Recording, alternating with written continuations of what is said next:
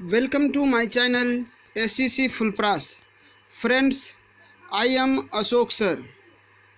Friends, आज हम लोग 12th क्लास के हिंदी 100 मार्क्स के काव्य खंड के पहला पाठ करबक, जिसके लेखक मलिक मोहम्मद जैसी जी हैं, के भावार्थ को पढ़ेंगे। फ्रेंड्स, यदि आप लोग इस चैनल पर नए हैं या पहली बार आए हैं तो इसे सब्सक्राइब करके बेल आइकन को दबा दें, जिससे आगे आने वाले सभी वीडियो का नोटिफिकेशन आपको मिल सके।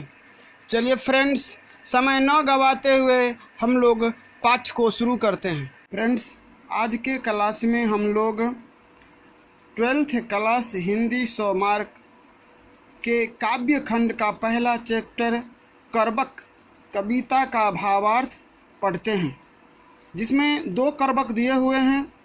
इसमें जैसी जी ने 2 करबक दिए हुए हैं, जिसमें पहला करबक के भावार्थ को हम लोग पहले पढ़ते हैं। इसमें दिया हुआ है कि एक नैन कवि मोहम्मद गुनी, सोई विमोहा जय कवि सुनी। इस पंक्तियों के द्वारा कवि कहते हैं कि एक नैन होते हुए भी जैसी गुनी है, जो भी उनकी काव्य को सुनता है वह मोहित हो जाता है। कवि का कहना है कि मैं तो काना हूँ एक आँख से, फिर भी जो मेरे इस काव्य को सुनता है वह क्या होता है, इस पर मोहित हो जाता है। अगला लाइन, चांद जैस जग विधि अवतारा, दिन कलंक किन्ह उजियारा। इन पंक्तियों के द्वारा कवि जैसी जी कहते हैं कि ईश्वर ने उन्हें चंद्रमा की तरह इस धरती पर उतारा, लेकिन जैसे चंद्रमा में कमी है उसी प्रकार मुझ में भी है। फिर भी कवि चंद्रमा की तरह अपने काव्य की प्रकाश पूरे संसार में फैला रहे हैं। अगला, जग सूझा एकाएक नैन्हा, उबा सुख अस नखतः माहा। कवि कहते हैं कि जिस प्रकार अकेला शुक्र नक्षत्रों के बीच उदित है, उसी प्रकार कवि ने भी अपनी एक ही आँख से इस संसार को भली भांति समझ लिया है। कवि का कहना है कि जिस प्रकार शुक्र ग्रह इतने नक्षत्रों के बीच अकेला चमकता रहता है, उसी प्रकार कवि अपने आप को भी कहता है कि उसी प्रकार मैं एक आँख से ही संपूर्ण संसार को भली भांति देखता और समझता हूँ। अगला दोहा है, जो लही अम्बही डाभ न होई, तो लही सुगंध बसाई न सोई। कवि का कहना है कि जब तक आम में डाभ किसे कहते हैं, मंजरी को। देखिएगा कि जब आम के पौधा में मंजरी मतलब मंजर लगता है तब अजीब तरह का सुगंध आता है, और जब तक मंजर नहीं होता तब तक सुगंध नहीं आता है। तो कवि यही चीज़ कहता है कि जब तक आम में डाभ मतलब मंजरी नहीं होती तब तक उसमें सुगंध नहीं आती है। अगला है, किन्न समुद्र पानी जो खारा, तो अति भयउ असूझ अपारा। कवि का कहना है कि समुद्र का पानी खारा है, इसलिए वह असूझ है, अपार है। अगर खारा नहीं होता तो उसके पानी का उतना महत्व नहीं होता। अगला, जो सुमेरु त्रिशूल विनाशा, भा कंचन गिरी लाभ आकाशा। कवि कहते हैं कि सुमेरु पर्वत शिव के त्रिशूल से नष्ट होने के कारण सोने का हो गया। अगर यह पर्वत शिव के त्रिशूल को स्पर्श नहीं करता तो कभी कंचन अर्थात सोना का नहीं होता। जो लही धरी कलंकना, पर कांच होई नहीं कंचन कारा। इन पंक्तियों के द्वारा कवि कहते हैं जब तक घड़ियाँ मतलब सोना गलाने वाला पात्र, जिसमें सोना गलाया जाता है वह पात्र।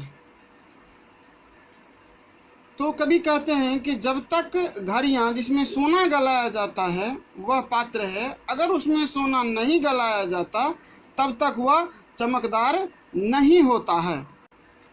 अगला है कि एक नैन जस दर्पण आवते ही निर्मल भाव सब रूपवंत गही, मुख जो वही कई ताऊ, मतलब चाऊ। इन पंक्तियों के द्वारा कवि कहते हैं कि एक नयन के होते हुए भी वह दर्पण की तरह निर्मल और स्वच्छ है। एक आँख, कवि कहते हैं कि एक आँख के होते हुए भी वह, मतलब कवि, दर्पण की तरह निर्मल और स्वच्छ भाव वाले हैं, और उनकी इसी गुण की वजह से बड़े बड़े रूपवान लोग उनके चरण पकड़कर कुछ पाने की इच्छा के लिए उनके मुख की तरफ देखता है।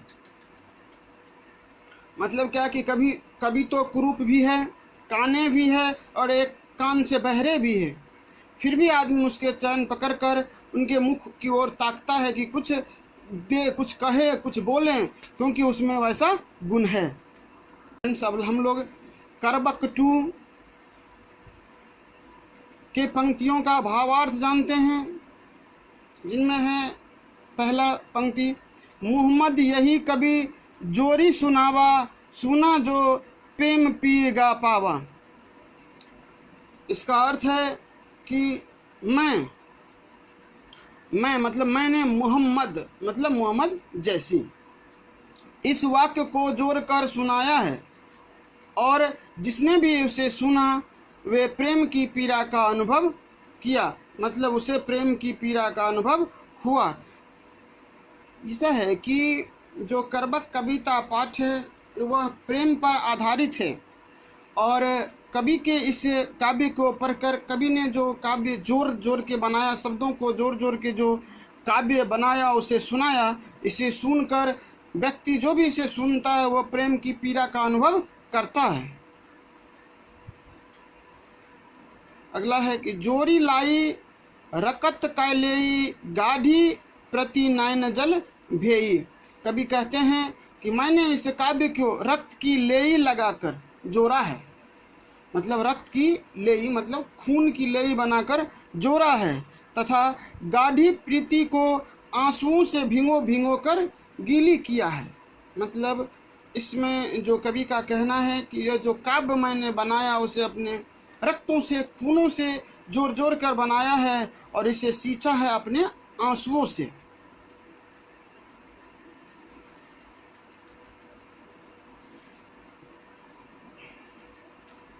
औ मन जानी कबित उस किन्हा, मुकुल यह रहे जगत म चिन्हा।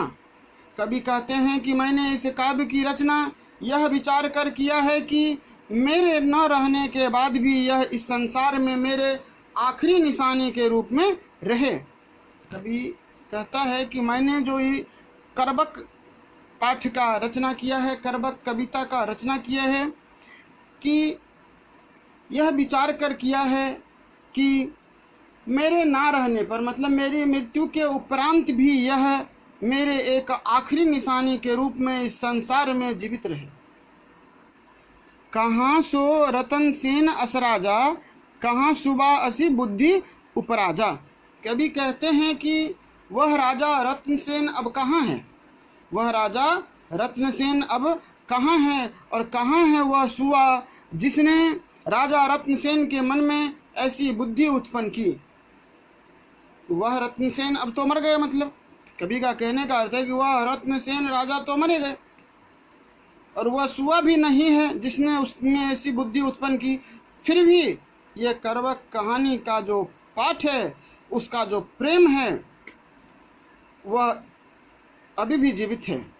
इसमें फ्रेंड्स जो करबक है यह पद्मावत से ली गई है, और पद्मावत में राजा रत्नसेन, अलाउद्दीन, रानी पद्मावती इत्यादि का वर्णन है।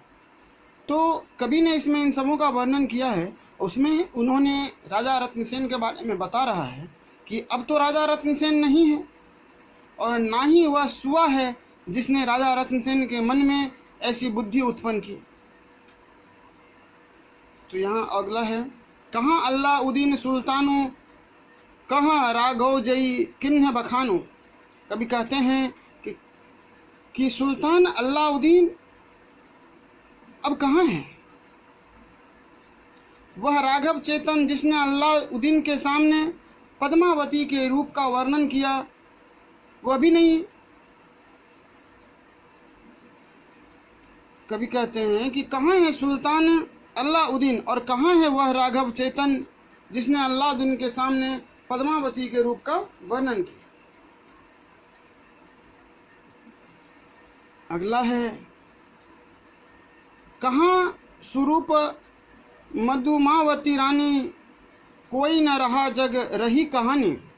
यहाँ कवि कहते हैं कि वह रूपवती रानी पद्मावती कहाँ है, वह रूपवती रानी पद्मावती कहाँ है, फिर भी इस संसार में उसकी कहानी शेष है। मतलब क्या, यहाँ कवि कहते हैं कहाँ है वह रूपवती रानी पद्मावती, कोई भी इस संसार में नहीं रहा, केवल उसकी कहानी शेष बची है। मतलब क्या है कि अब तो पद्मावती रानी नहीं रही, फिर भी इस संसार में उनका यह कहानी शेष है। धनी सो पुरुष जैसे कीर्ति जासु, फूल मरे पे मरे न बासु। कवि का कहना है कि धन्य वही है जिसकी कीर्ति और प्रतिष्ठा स्थिर है। धन्य वही है जिसकी कीर्ति और प्रतिष्ठा स्थिर है।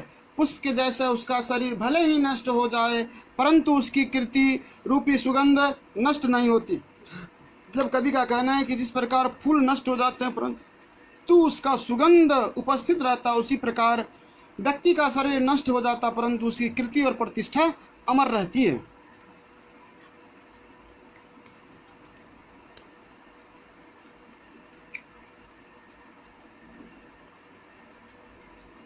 कई न जगत बेचा कई न लिन जसमोल, जो यह पढ़े कहानी हम सबरई दुई बोल।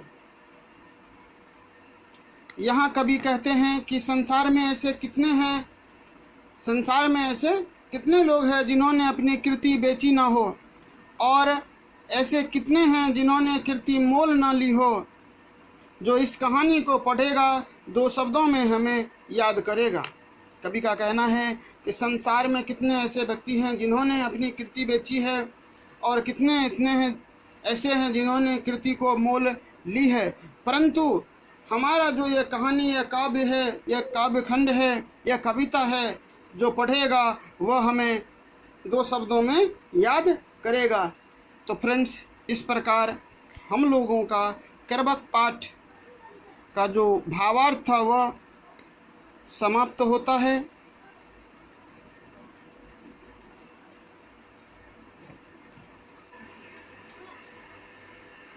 फ्रेंड्स, हम उम्मीद करते हैं कि आपको ये भावार्थ समझ में आया होगा और एग्ज़ाम में पूछे जाने पर आप इसे लिख पाएंगे। तो फ्रेंड्स, यदि आपको ये भावार्थ अच्छा लगा होगा तो वीडियो को लाइक करें, अपने दोस्तों को शेयर करें, जिनसे उसे भी परीक्षा में अर्थात बोर्ड एग्ज़ाम में हिंदी में अच्छे मार्क आ सकें। फ्रेंड्स, हम लोग इस काव्य खंड के काव्यों की व्याख्या अगले वीडियो में जानेंगे, मतलब अगले क्लास में पढ़ेंगे कि कैसे व्याख्या की जाती है। तब तक के लिए जय हिंद, थैंक्स फॉर वॉचिंग।